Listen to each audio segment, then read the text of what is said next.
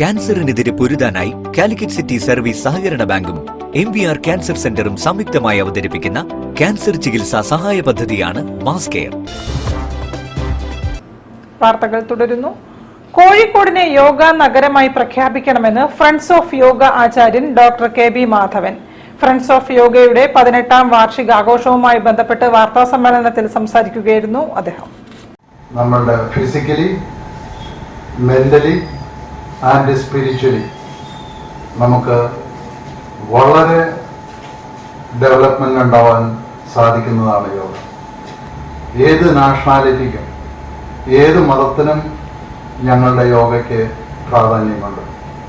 കോഴിക്കോട് യോഗയുടെ ഒരു കേന്ദ്രമാക്കണമെന്നുള്ള ആഗ്രഹം ഈ 18ാമത്തെ വാർഷികത്തോടനുബന്ധിച്ച് ഇതിൻ്റെ ചീഫ് കോർഡിനേറ്ററായ മിസ്റ്റർ രാജൻ എന്നോട് പറഞ്ഞപ്പോൾ വലിയൊരു ഐഡിയ ആയിട്ടാണ് എനിക്ക് തോന്നുന്നത്. കാരണം പുരാതനമായിട്ട് തന്നെ കോഴിക്കോട് എല്ലാ രീതിയിലും മുൻപന്തിയിൽ നിൽക്കുന്ന ഒരു ഡിസ്ട്രിക്റ്റ് ആയിട്ടാണ് എനിക്കറിവുള്ളത്.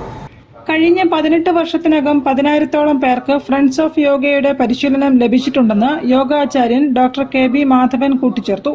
തീർത്തും സൗജന്യമായാണ് ഫ്രണ്ട്സ് ഓഫ് യോഗ പരിശീലിപ്പിക്കുന്നത്.